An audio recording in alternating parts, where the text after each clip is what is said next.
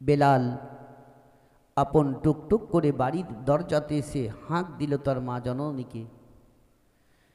ওই সমাতে বেলালের মা চট করে দরজাটা খুলে দেওয়ার পরে আপন বাবা দেখলো তার কলেজার টুকরো বেলাল দাঁড়িয়ে দাঁড়িয়ে কান্না করতেছিল।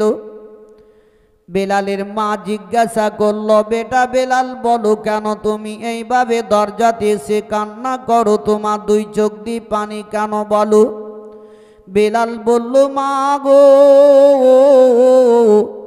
আমি একটি কথা তোমার জিজ্ঞাসা করার জন্য আমি দৌড়ে দৌড়ে জঙ্গল পাহাড় থেকে ছুটে আসলাম। বেলালের মা চট করে সিনার মধ্যে বেলালকে লাগিয়ে নেওয়ার পরে বেলালের মা বলল, বেটা বেলাল বলো এমন কি বলবে বেটা বলো বেলাল। বেলাল বলল, মা গো এহানো আসমানকে তৈরি করেছে, জমিনকে সৃষ্টি করেছে, একবার তুমি বলো না কেন মা। বেলালের মা গই সমাতে শোনার পরে বেলালের মা কাঁদতে আরম্ভ করে দিল। বেলালের মায়ের দুই চোখ দিয়ে পানি পড়তে লেগে গেল। বেলালের মা হাই হাই করে।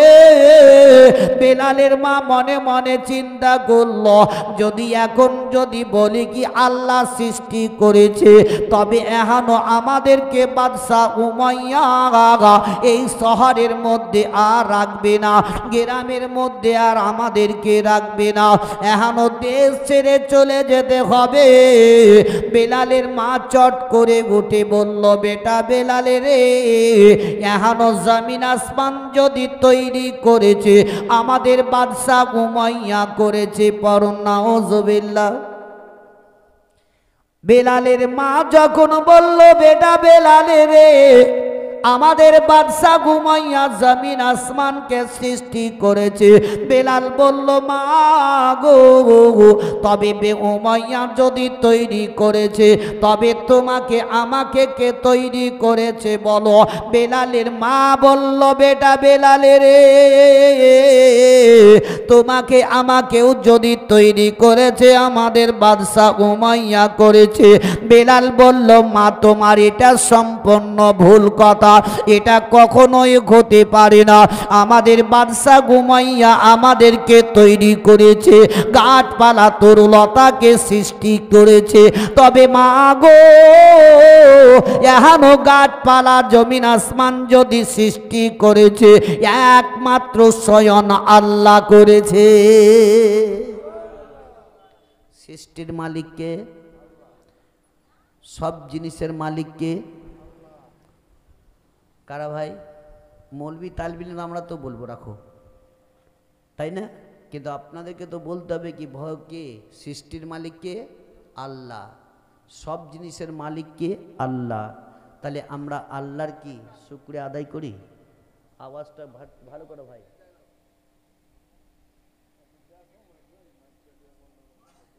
বেলাল রাদিয়াল্লাহু তাআলা আনহু যখন এই কথাটি বলে দিল, ওই সময়তে বেলালের মা আরো জোর কাঁদতে আরম্ভ করে দিল। বেলালের মা মনে মনে চিন্তা করল, যদি এখন আমাদের বাদশাহ উমাইয়া জানতে পেরে যায় তবে আমাদেরকে আর দেশের মধ্যে আর রাখবে না। ওই সময়তে বেলালের মা বেলালের হাতটাকে ধরে নেওয়ার পরে বাদশাহ উমাইয়ার দিকে নিয়ে চলতে আরম্ভ করে দিল কি বেলালকে উমাইয়ার কাছে বিক্রি আমি করে দিব।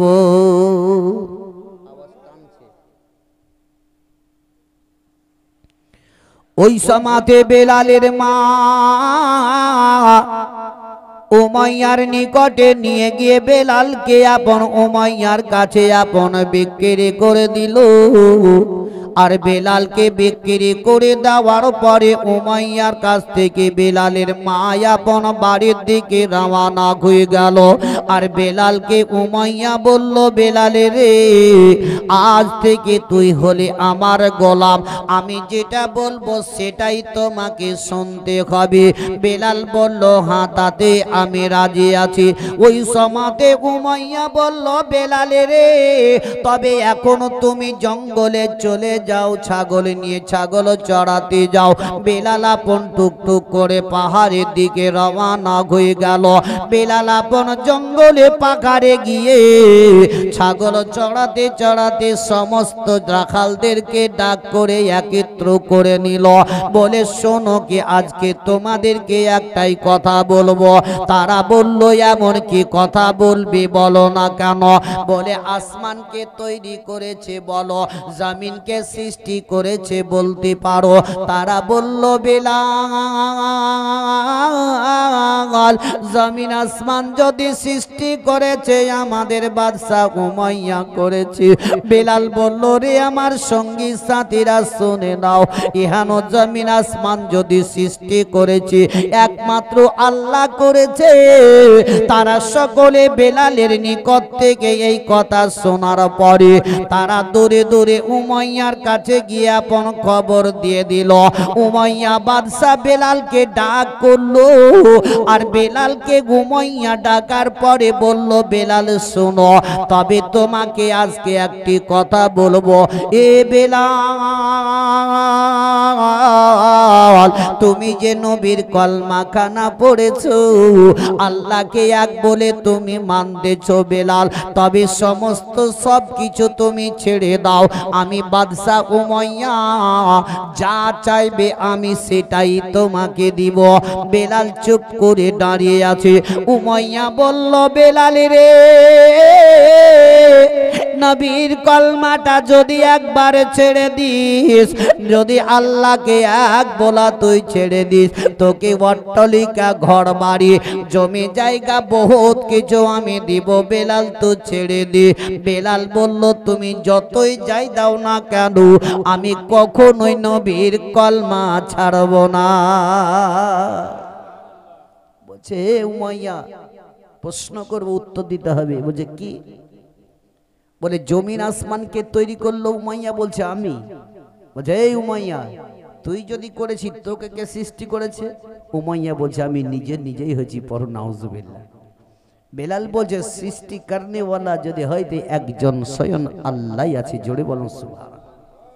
বেলালের প্রতি অত্যাচার করেছিল উমাইয়া, তাই সাইডে বলে শোনেন যদি বেলালের ওই ঘটনা,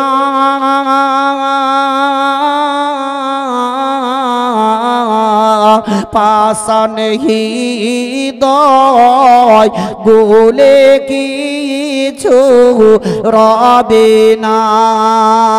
উমাইয়ার বাড়িতে ছিলেন যখন,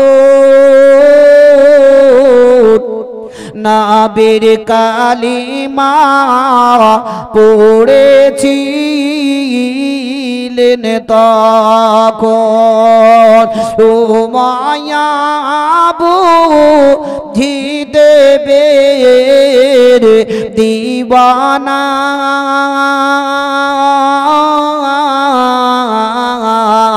বেলালকে মারিতে হলো রওয়ানা।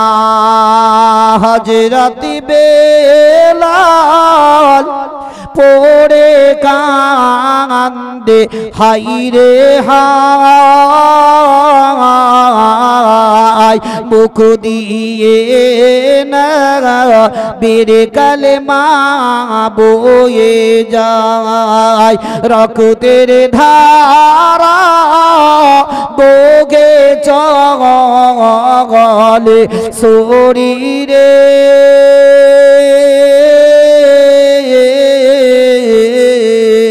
তবু বেলাল ভুলে না খো নবীকে। শুনেন যদি বেলালের ঘটনা, পাষাণ হৃদয় গোলে কিছু রবে না। আল্লাহুম্মা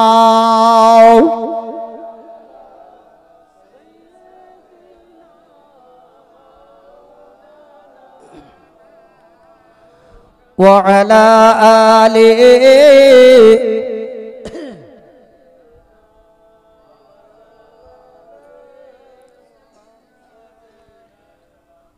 মাওলানা মুহাম্মদ সাল্লাল্লাহু তাআলা আলাইহি ওয়াসাল্লাম। ও বাবা জীবনের আমার ভাইরা মা বোনেরা আমার, উমাইয়া গৈসামাতে রাখালদেরকে আপন ডাক করে নিল, রাখালদেরকে বলে দিল শোনো রে, এখনো বেলালকে মরুভূমিতে নিয়ে চলে যাও, যতক্ষণ পর্যন্ত ওই নবীর কলমাটা বেলাল না ছাড়বে ততক্ষণ পর্যন্ত তার প্রতি অত্যাচার করতে থাকবে।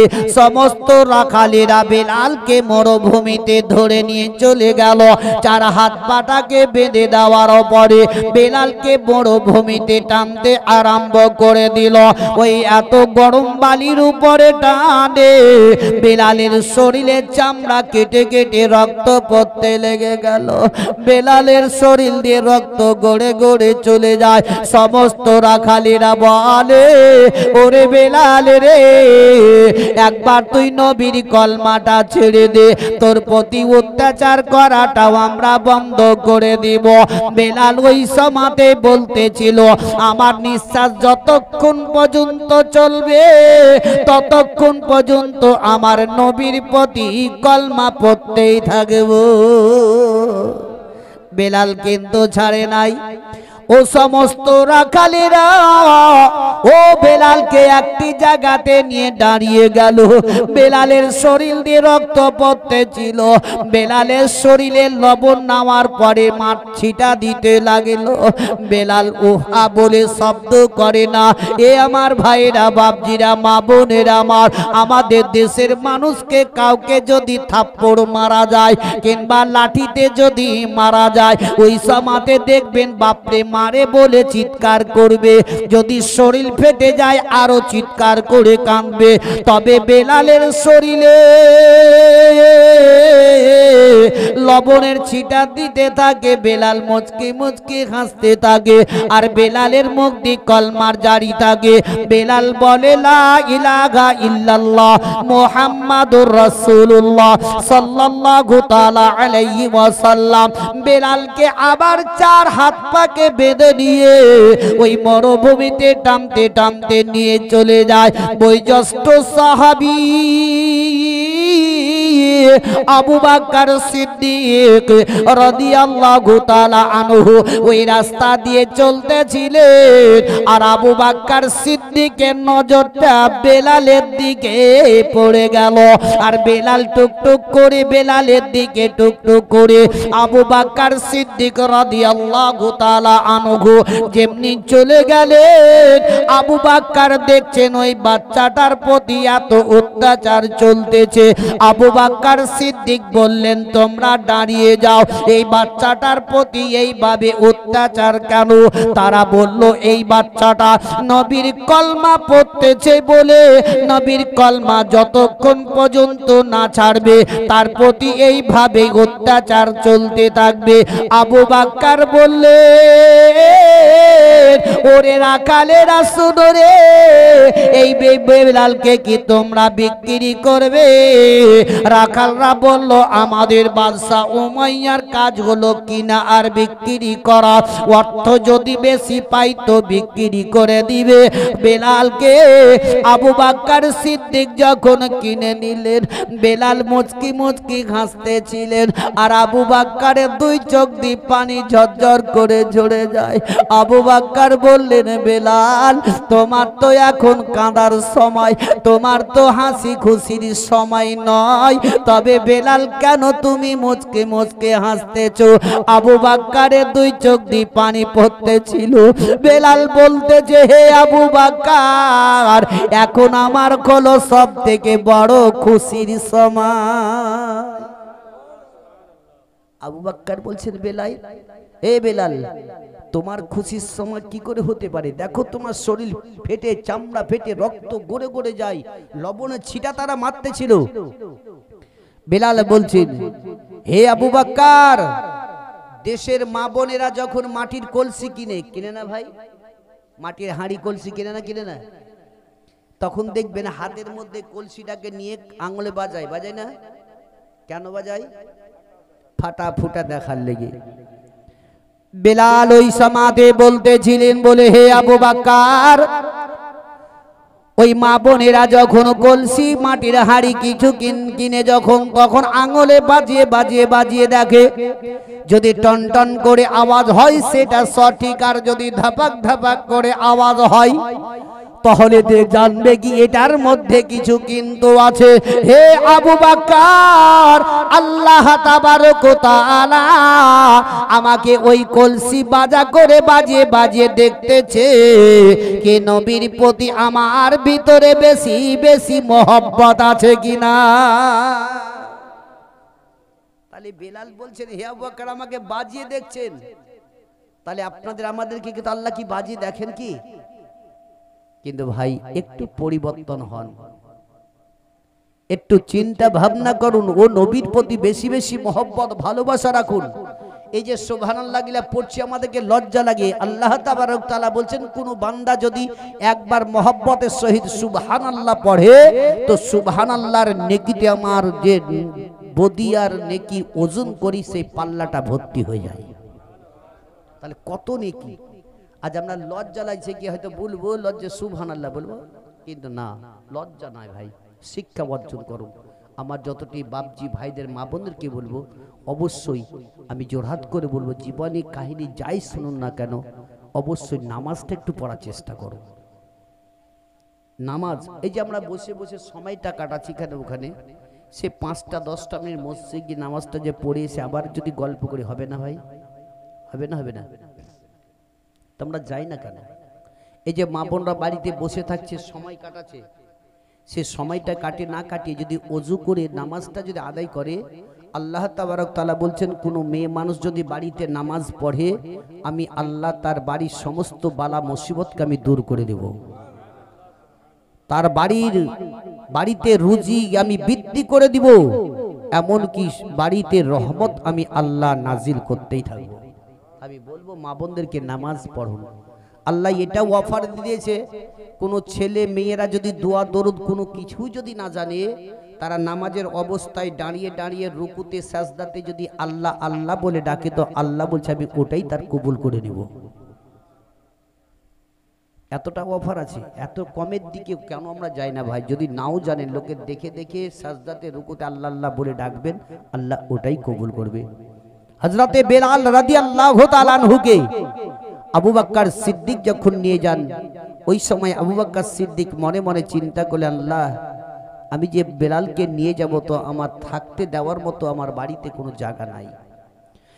কেননা কি আবু বকর সিদ্দিক রাদিয়াল্লাহু তাআলা আনহু ইসলাম গ্রহণ করার পরে আল্লাহর রাস্তায় সমস্ত সবকিছু দান করতে করতে শেষ করেছিলেন। ও আবু বকর সিদ্দিক রাদিয়াল্লাহু তাআলা আনহু বেলালকে নিয়ে গিয়ে কোথায় গেলেন? বিশ্বের নবীর কাছে নিয়ে গেলেন। দয়ার নবী মুস্তাফার সম্মুখে গিয়ে বেলালকে আপন খাড়ো করে দিলেন। আবু বকর বললেন, ইয়া রাসূলুল্লাহ, ইয়া হাবিবাল্লাহ, নবী গো, আপনার নিকটে একটা গোলাম নয় দুইটা গোলাম আপনার নিকটে এসেছেন। বিশ্বের নবীজি আমার বেলালের দিকে তাকালেন। বেলালকে দেখার পরে নবী মুস্তাফা দুই চোখ দুটো বন্ধ করলেন। নবী দুই চোখের কোণা দিয়ে পানি পড়ে গেল। বেলালকে ওই সমাতে নবী আমার বললেন, বেলাল একটু তুমি আমার দিকে এগিয়ে চলে এসো। বেলাল ওই সমাতে কাঁদতে আরম্ভ করে দিলেন। বেলালের দুই চোখ দিয়ে পানি পড়তে লেগে গেল। বেলাল বললেন, ইয়া রাসূলুল্লাহ, ইয়া হাবিবাল্লাহ, নবী গো, আপনি যখন আমাকে বেলাল বলে ডাকলেন তখন আপনার প্রতি আরো আমার মহব্বত বেশি বেশি বেড়ে গেল। বেলাল বলেন, ইয়া রাসূলুল্লাহ, ইয়া হাবিবাল্লাহ, নবী গো, আমি কালো কুদসি বলে কেউ আজ পর্যন্ত আমাকে বেলাল বলে ডাকেনি, একমাত্রই নবী আপনি আমাকে বেলাল বলে ডাকলেন, তাই আপনার প্রতি আরো আমার বেশি বেশি মহব্বত বেড়ে গেল। ইয়া রাসূলুল্লাহ, আমি কষা খাওয়া বলে আমাকে লোকে কষা খাওয়া বলে ডাকতো, বেলাল বলে নাম ধরে কেউ ডাকতো না। ইয়া রাসূলুল্লাহ, ইয়া হাবিবাল্লাহ, তাই আপনার মুখে বেলাল নামটা শুনে আমি বড় খুশি আনন্দিত হয়ে গেছে। নবী আমার বললেন, বেলাল যাও যাও, আজ থেকে তোমাকে আমি উচ্চ জায়গাতে স্থান দিয়ে দিলাম। বেলালকে নবী বলছেন, যাও, আমি নবী মুস্তাফা তোমাকে আজ থেকে আমি উচ্চ পদে স্থান দিলাম। বেলাল, তোমাকে আজ থেকে মসজিদে নববীর আমি মুয়াজ্জিন তৈরি করে দিলাম। তাহলে বেলাল কেমন ছিলেন নবীর প্রতি মহব্বতে ভালোবাসা।